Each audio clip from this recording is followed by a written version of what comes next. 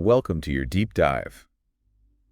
You've given us incredible source material this time around. Oh, yeah. Teachings from the Dalai Lama himself. Oh, wait. His lectures on the kalchakra for world peace from 2002. Yeah. But it's even cooler than just that. Okay. Because he actually brings in wisdom from 3 other super important Buddhist texts. Right. We're talking Stages of Meditation, Yep. The Lamp for the Path to Enlightenment, Okay. and 37 Practices of Bodhisattvas. Incredible. So, well, you ready to unpack this with me? It's like a master class taught by one of the most respected spiritual leaders in the world. It's fascinating how he kind of brings those texts together to create a roadmap for achieving genuine happiness and enlightenment. Mm-hmm. I think he even touches on the history of Buddhism in Tibet a little bit too, including how his own teachers helped revive the ancient Nalanda tradition. That's right. So for someone just starting to explore Buddhism, like, where does he suggest we begin? Well, he starts with something I think that's universally relatable. Okay. The human desire for happiness and the aversion to suffering. Yeah. So think about it. Yeah. Whether you're in a bustling city or a remote village, everyone wants to be happy and avoid pain. It's true. Right. Yeah. But he makes a clear distinction between, like, fleeting happiness and true lasting happiness. Exactly. He uses the example of someone who might have all the material wealth in the world, but still experiences inner turmoil. Right. So the Dalai Lama is emphasizing that true happiness comes from within, from cultivating a peaceful mind. So if external things can't bring us lasting happiness, what can? Okay, well, this is where things get really interesting. Okay. The Dalai Lama introduces the concept of delusion. Okay. Now, in the Buddhist sense, Okay. delusion isn't about being tricked or misled. Right. It's about those negative emotions and thought patterns Yeah. that distort our perception of reality Yeah. and lead to suffering. Can you give me an example of what that might look like in everyday life? Sure. Imagine you're stuck in traffic. Okay. Right. And the delusion of anger might arise. Yeah. Causing frustration and impatience. Or maybe you're really attached to a particular outcome at work. Okay. The delusion of clinging could lead to anxiety and disappointment if things don't go your way. So it sounds like these delusions keep us on an emotional roller coaster. Exactly. Preventing us from experiencing true peace. And this is where the Dalai Lama introduces another key concept. Okay. Interdependent origination. Okay. This is the idea that everything arises from causes and conditions. Okay. Nothing exists in isolation. So how does that relate to our happiness and suffering? Well, think about a seed. Okay. It needs the right conditions, soil, water, sunlight to grow into a plant. Okay. Similarly, our happiness and suffering arise from a complex web of causes and conditions. Right. Our actions, our thoughts, even the circumstances we find ourselves in. The Dalai Lama emphasizes that by understanding this interconnectedness, we can start to see how our own choices and actions contribute to our experiences. It's powerful. Right. That's a powerful shift in perspective. Yeah. It's like, instead of feeling like a victim of our circumstances, we become empowered to create positive change. And the Dalai Lama doesn't just leave us with these abstract concepts. Okay. He outlines a practical path. Mm-hmm. The 3 stages of the path to enlightenment. Okay. He describes them as the paths of those with small, medium, and great mental scopes. What makes each of those stages unique? Well, think of it like climbing a mountain. Okay. You wouldn't attempt to scale Mount Everest without proper preparation and training, right? The first stage, for those with a small scope, is about recognizing the reality of suffering and the importance of ethical conduct. Okay. It's about laying a strong foundation for a more spiritual life. Okay. By avoiding actions that harm ourselves and others. So it's about understanding the problem. Exactly. And making a conscious choice to live with greater awareness and intention. The second stage, for those with a medium scope, focuses on cultivating a mind that yearns for liberation from suffering. Right. This stage involves diving deeper into Buddhist philosophy, practicing meditation, and working towards greater mental clarity and stability. So it sounds like this stage is about actively pursuing inner transformation. You got it. Moving beyond simply avoiding negativity and towards cultivating positive qualities. And finally, we reach the third stage. Okay. For those with a great scope. Right. This is where the aspiration to become a bodhisattva, someone who dedicates their life to the enlightenment of all beings, takes center stage. Wow.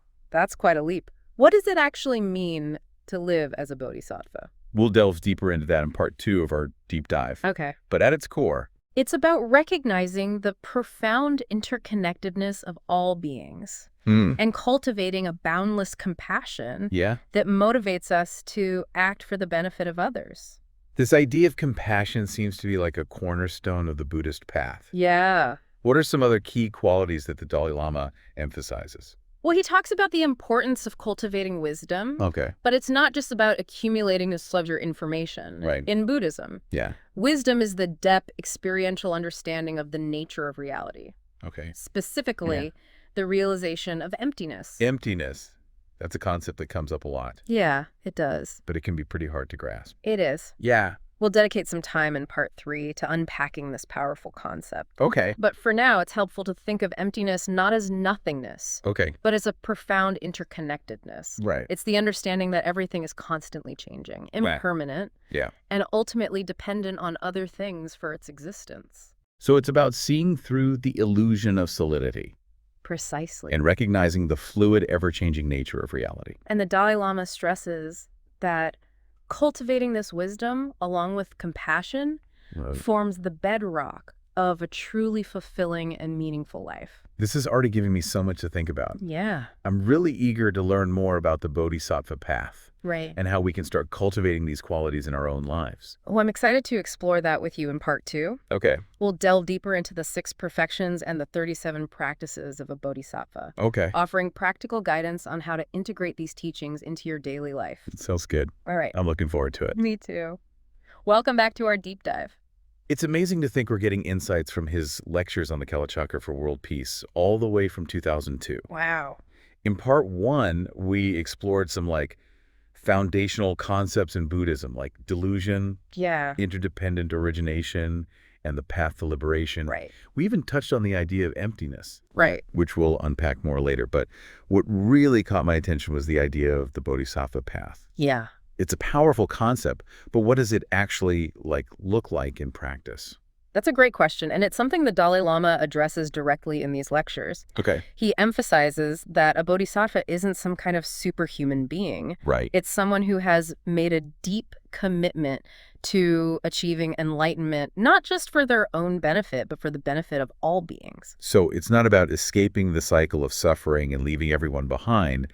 It's about using your own awakening to help others find that same freedom. Exactly. The bodhisattvas sees their own liberation as intertwined with the liberation of all beings. Wow. They make a vow to keep returning to the cycle of existence, to keep working towards the benefit of others for as long as it takes. That's a pretty awe-inspiring commitment. It is. What are some of the qualities that a bodhisattva cultivates to fulfill such a vast aspiration? Well, the Dalai Lama highlights the importance of cultivating bodhicitta, the altruistic wish to achieve enlightenment for the benefit of all. Yeah. He even guides a meditation on generating bodhicitta in these lectures. I remember that.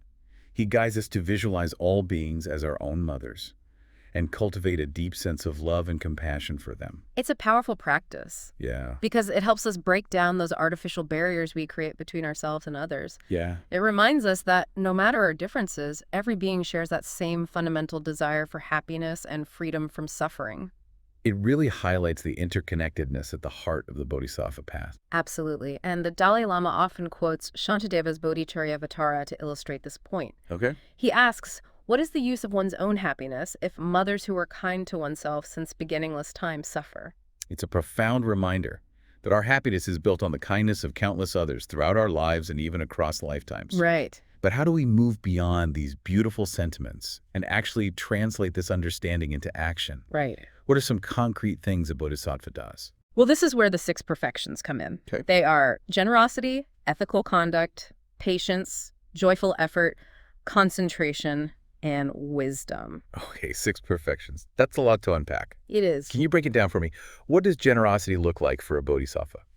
It's not just about giving away material things. Okay. It's about cultivating a generous spirit. Okay. A willingness to share your time, Right. energy, knowledge, even your positive qualities with others. Right. Maybe it's offering a helping hand to someone in need, or simply listening with genuine compassion when a friend is going through a tough time. So it's about extending that inner abundance outwards, benefiting others in whatever ways you can.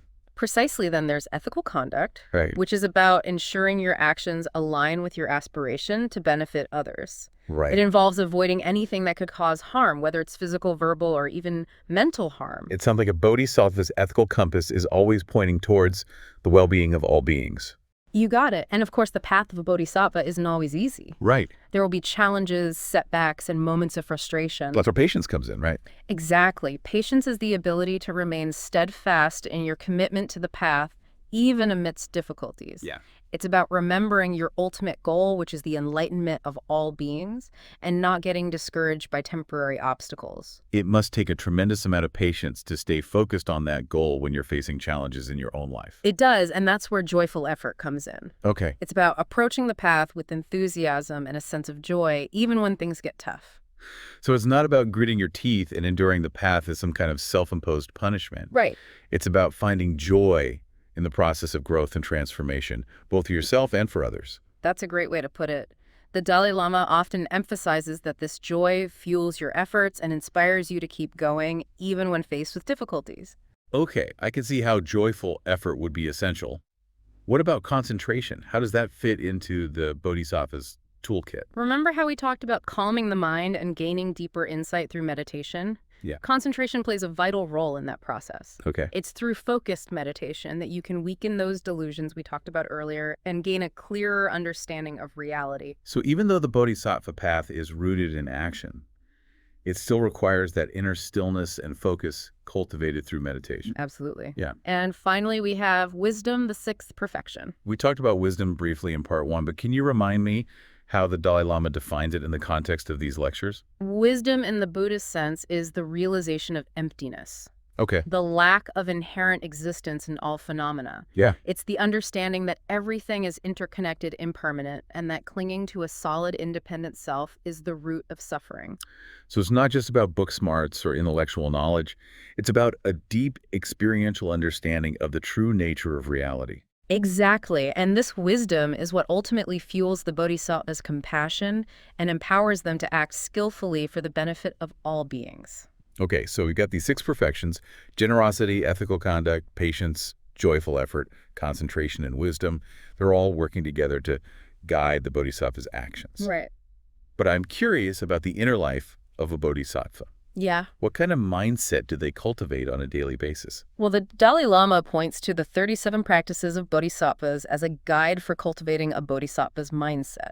And what are some of the key principles outlined in that text? Well, it emphasizes the importance of humility, Okay. recognizing that we're all interconnected, Yeah. and that our individual accomplishments are ultimately the result of countless causes and conditions. So it's about stepping back from those ego-driven pursuits and recognizing that your successes aren't solely your own doing. Precisely. The text also stresses the importance of mindfulness, Okay. being present in each moment, aware of your thoughts, feelings, and actions. That seems crucial for making sure your behavior is aligned with your bodhisattva aspirations and for avoiding harmful actions. It is. And then there's this practice of transforming adverse conditions into opportunities for growth. So instead of getting bogged down by challenges and setbacks, a bodhisattva actually uses them as fuel for their spiritual development. Exactly. The text encourages us to see difficulties as opportunities to practice patience, compassion, and wisdom. Yeah. It's about learning to turn poison into medicine. It's a pretty powerful reframing. It is. It seems like a bodhisattva is constantly looking for ways to learn and grow from even the most difficult experiences. Absolutely. And this all circles back to the bodhisattva's unwavering commitment to benefiting all beings. Right. Every thought, word, and action is directed towards that ultimate goal. It's a truly radical way of being in the world. It is, but the Dalai Lama assures us that cultivating even a small amount of bodhicitta can have a profound impact on your life. He even shares a quote from the verses of Guru devotion. By developing such a bodhicitta, you develop such a tremendous amount of courage that even if you are thrown into a pit of fire, you will not be afraid. That's incredible.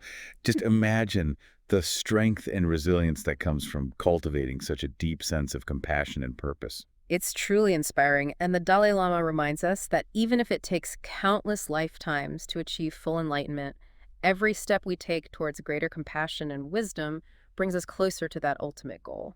And even if we never reach full enlightenment in this lifetime, cultivating these qualities, wisdom, compassion, generosity, ethical conduct will undoubtedly make our lives richer and more meaningful, wouldn't you say? Absolutely, and not just for ourselves, but for everyone we interact with. This has given me so much to reflect on. I'm eager to dive into that concept of emptiness we touched on earlier. Yeah. It feels like understanding emptiness is a key piece of this whole puzzle. You're right, and that's exactly what we'll explore in part 3. Okay. We'll also discuss the Dalai Lama's insights on working with a spiritual teacher and the importance of critical thinking in your Buddhist practice. Okay. Sounds good. Yeah. I'm looking forward to it. Welcome back to our final deep dive on the Dalai Lama's teachings on the kalchakra for world peace. Yes. It's been quite a journey so far. We've explored foundational Buddhist concepts, the profound commitment of the Bodhisattva path, Right. the 6 perfections that guide their actions. Yeah. But there are a few more pieces of the puzzle I think we need to explore. You're right. Yeah. In this final segment, we'll delve into the Dalai Lama's insights on working with a spiritual teacher and the importance of critical thinking in your Buddhist practice. Okay. We'll also unpack that powerful concept of emptiness, which we've touched on throughout our deep dive. Perfect. Now, the Dalai Lama seems to place a lot of emphasis on finding a qualified teacher. Mm-hmm. Why is that so crucial, especially on a path that, emphasizes personal experience and inner transformation? Well, it's true that Buddhism encourages you to test the teachings for yourself. Right. And not blindly accept anything. However, a skilled teacher can be invaluable in guiding you through the complexities of Buddhist philosophy and practice. Okay. Think of it like learning to play a musical instrument. Okay. You could try to figure it out on your own. Right. But having a skilled instructor can make the learning process much smoother and more enjoyable. So it's not about surrendering your critical thinking or blindly following someone else's dictates. It's about finding a mentor who can illuminate the path and help you avoid pitfalls. Exactly. The Dalai Lama stresses that a genuine teacher should embody the qualities of compassion, wisdom, and ethical conduct. They should be someone who inspires you to live a more meaningful and fulfilling life. He also cautions against choosing a teacher based solely on charisma or popularity. Right. It's essential to carefully examine their teachings and lineage to ensure they align with the authentic Buddhist tradition. Absolutely. He even shares a humorous anecdote about how the Tibetan pronunciation of Sanskrit is quite corrupted compared to the original. He jokes that it sounds like a Mongolian trying to speak Tibetan. Yeah. It's a lighthearted way of reminding us that the essence of the teachings lies in the meaning, not just the words or the accent. That reminds me of something else. He emphasized the importance of critical thinking in our practice. You're right. Yeah. The Dalai Lama encourages us to approach the teachings with an inquisitive mind. Okay. To question, analyze, and contemplate what we're learning. Mm-hmm. He even suggests that if something contradicts logic and reason, we should discard it. Wow. Even if it's attributed to the Buddha himself. That's a bold statement. It really challenges the notion of blind faith and dogma that people often associate with religion. It does. Yeah.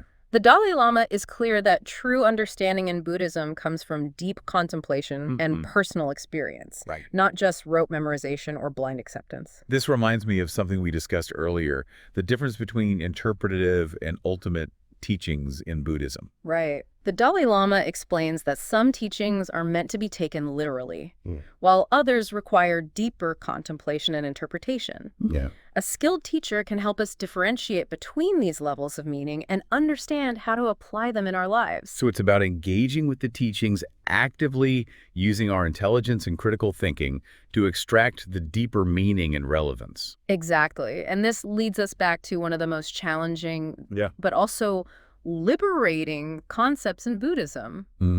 Emptiness. Emptiness. We've touched on it throughout our deep dive. Right. But it's such a complex and profound idea that it deserves further exploration. I agree. The more we've talked about it, the more curious I've become. Yeah. Can you remind me what the Dalai Lama emphasizes about emptiness in these lectures? He starts by acknowledging that emptiness, or shunyata in Sanskrit, is often misunderstood. It's not about the absence of things, but rather the absence of inherent independent existence in all phenomena. So it's not that things don't exist at all, but rather that they don't exist in that fixed, solid, and independent way that we typically perceive them. Precisely. The Dalai Lama explains that everything, including ourselves, our experiences, and the objects around us, arises interdependently from causes and conditions.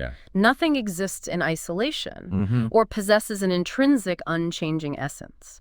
He uses the example of a tree, pointing out that it doesn't just pop into existence randomly.